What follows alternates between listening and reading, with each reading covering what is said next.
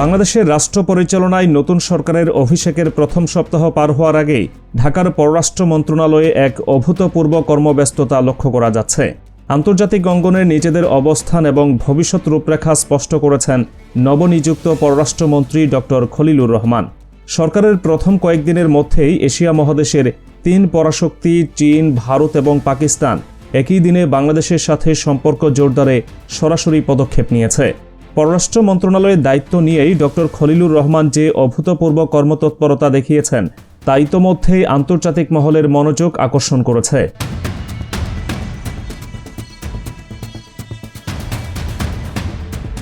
পররাষ্ট্র মন্ত্রণালয়ে সদ্য প্রকাশিত একটি আনুষ্ঠানিক সংবাদ বিজ্ঞপ্তিতে জানানো হয়েছে, রোববার একদিনেই চীন, ভারত ও পাকিস্তানের রাষ্ট্রদূতগণ নবনিযুক্ত পররাষ্ট্রমন্ত্রীর সাথে পৃথকভাবে সৌজন্য সাক্ষাৎ করেছেন।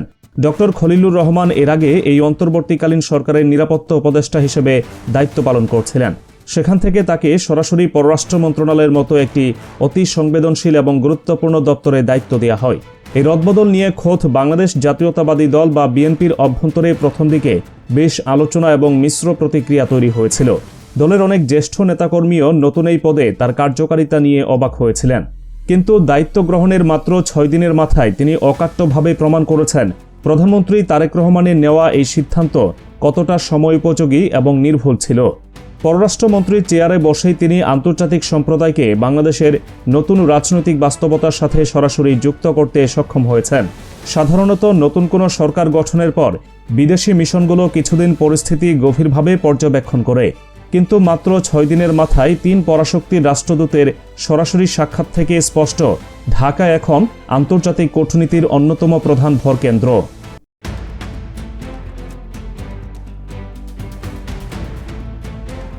নতুন সরকারের প্রতি এই আন্তর্জাতিক সমর্থন কেবল এশিয়ার এই 3 দেশের মধ্যে সীমাবদ্ধ নেই। যুক্তরাষ্ট্র এবং রাশিয়ার মতো বিশ্ব পরাশক্তিগুলো ইতোমধ্যে প্রধানমন্ত্রী তারেক রহমানকে আনুষ্ঠানিক শুভেচ্ছা বার্তা পাঠিয়েছে। আন্তর্জাতিক এই বার্তাগুলোর একটি সাধারণ এবং অত্যন্ত মজবুত ভিত্তি রয়েছে। ঢাকার বিদেশি মিশনগুলোর শীর্ষ প্রতিনিধিরা এবং রাষ্ট্রদূতগণ বাংলাদেশের সাম্প্রতিক নির্বাচনকে দেশের ইতিহাসের সবচেয়ে অবাধ, নিরপেক্ষ এবং সুষ্ঠু নির্বাচন বলে মূল্যায়ন করেছেন। একটি সম্পূর্ণ গ্রহণযোগ্য নির্বাচনের মাধ্যমে গঠিত এই সরকারের সাথে কাজ করার বিষয়ে বহির্বিশ্বের দেশগুলো বাড়তি আগ্রহ দেখাচ্ছে। যখন কোনো সরকার ব্যাপক জনসমর্থন এবং শতভাগ সুষ্ঠু ভোটাধিকারের মাধ্যমে ক্ষমতায় আসে, তখন আন্তর্জাতিক সম্প্রদায় সেই সরকারের সাথে দীর্ঘমেয়াদী অর্থনৈতিক ও বাণিজ্যিক চুক্তি স্থাপনে অনেক বেশি নিরাপদ বোধ করে। ঢাকা অত্যন্ত সুচারুভাবে ঠিক এই সুযোগটাই কাজে লাগাচ্ছে।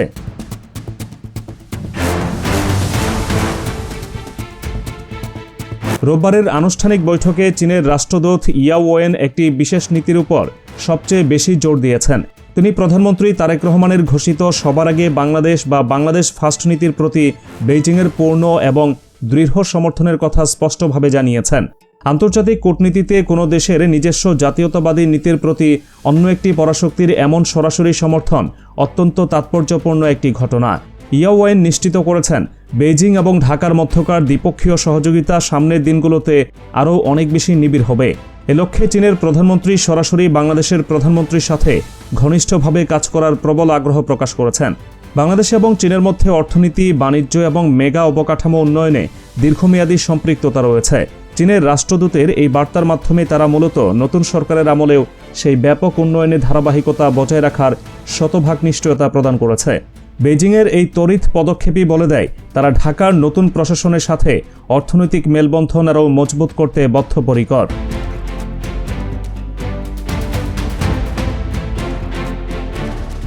চীনের রাষ্ট্রদূতের সাক্ষাতের পাশাপাশি ঠিক একই দিনে ভারতের হাইকমিশনার প্রণয় ভার্মাও পররাষ্ট্রমন্ত্রীর সাথে দীর্ঘ এবং ফলপ্রসূ বৈঠক করেছেন। প্রতিবেশী রাষ্ট্র হিসেবে ভারতের সাথে বাংলাদেশের সম্পর্ক সবসময় ভিন্ন মাত্রা বহন করে। প্রণয় ভার্মা ভারতের পক্ষ থেকে নতুন সরকারের সাথে ঘনিষ্ঠভাবে কাজ করার প্রতিশ্রুতি পুনর্ব্যক্ত করেছেন। এই বৈঠকের সবচেয়ে গুরুত্বপূর্ণ দিকটি ছিল একটি আনুষ্ঠানিক এবং তাৎক্ষণিক আমন্ত্রণ। ভারতের পররাষ্ট্রমন্ত্রী এস জয়শঙ্করের পক্ষ থেকে ডক্টর খলিলুর রহমানকে অতি দ্রুত নয়াদিল্লি সফরের আমন্ত্রণ জানানো হয়েছে।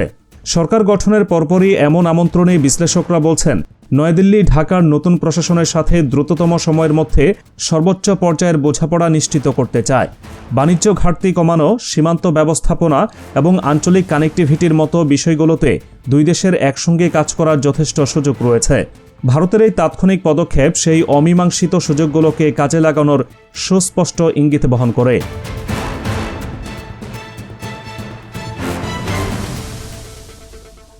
চীন এবং ভারতের মতো দুই বৃহৎ শক্তির পাশাপাশি পাকিস্তানের হাইকমিশনার ইমরান হায়দারও একই দিনে ডক্টর খলিলুর রহমানের সাথে সাক্ষাৎ করেছেন। এই সাক্ষাতে মূলত উভয় দেশের জনগণের সার্বিক কল্যাণের দিকটি সবচেয়ে বেশি প্রাধান্য পেয়েছে। পাক হাইকমিশনার অত্যন্ত স্পষ্টভাবে জানিয়েছেন, দ্বিপক্ষীয় সহযোগিতা বৃদ্ধি এবং আঞ্চলিক স্থিতিশীলতা রক্ষায় পাকিস্তান নতুন সরকারের সাথে একত্রে কাজ করতে সম্পূর্ণ প্রস্তুত।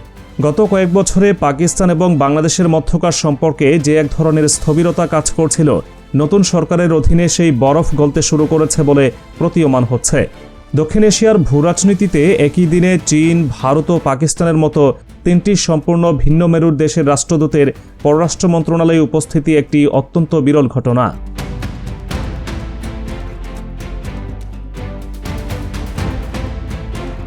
আন্তর্জাতিক সম্পর্ক কূটনীতির সাধারণ পাঠ্য অনুযায়ী যখন কোনো দেশ একই সাথে একাধিক বৃহৎ শক্তির সাথে সমান্তরাল সম্পর্ক বজায় রাখতে চায়, তখন ভারসাম্য রক্ষা করা সবচেয়ে কঠিন একটি কাজ হয়ে দাঁড়ায়।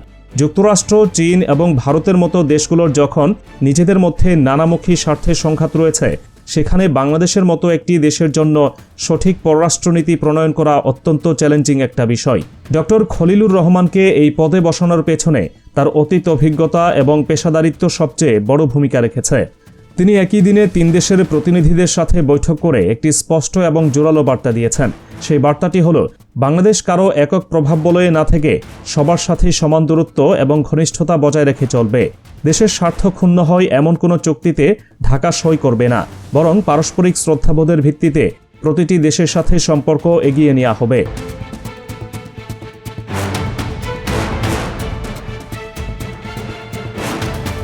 পররাষ্ট্র মন্ত্রণালয়ের এই নিরবচ্ছিন্ন তৎপরতা থেকে একটি বিষয় একেবারেই পরিষ্কার, নতুন সরকার আন্তর্জাতিক অঙ্গনে নিজেদের গ্রহণযোগ্যতা এবং বৈধতা শতভাগ নিশ্চিত করতে পেরেছে।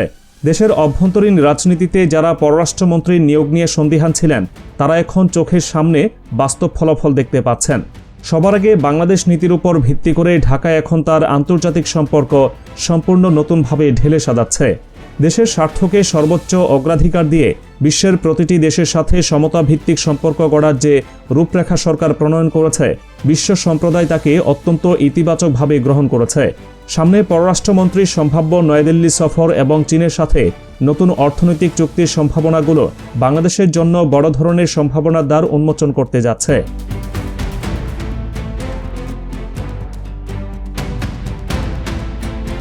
ঢাকা এখন কেবল আঞ্চলিক নয়, বৈশ্বিক পরাশক্তিগুলোর জন্য একটি অত্যন্ত গুরুত্বপূর্ণ ভরকেন্দ্র হয়ে উঠেছে। প্রতিটি দেশ গভীরভাবে অনুধাবন করতে পারছে, দক্ষিণ এশিয়ায় নিজেদের অবস্থান ধরে রাখতে হলে ঢাকার সাথে সুসম্পর্ক বজায় রাখার কোনো বিকল্প নেই। সরকার গঠনের এত অল্প সময়ের মধ্যে আন্তর্জাতিক মহলের এমন ইতিবাচক সাড়া বাংলাদেশের কূটনৈতিক ইতিহাসে এক নতুন মাইলফলক। আর এই পুরো প্রক্রিয়ার নেতৃত্ব থেকে নতুন পররাষ্ট্রমন্ত্রী তার অসামান্য যোগ্যতার প্রমাণ দিয়ে চলেছেন। দেশের জনগণ এবং বহির্বিশ্ব এখন দেখছে একটি সুসংগঠিত, আত্মবিশ্বাসী এবং পেশাদার কূটনৈতিক কাঠামো, যা আগামী দিনে বাংলাদেশের উন্নয়ন এবং নিরাপত্তাকে এক অনন্য উচ্চতায় নিয়ে যাবে।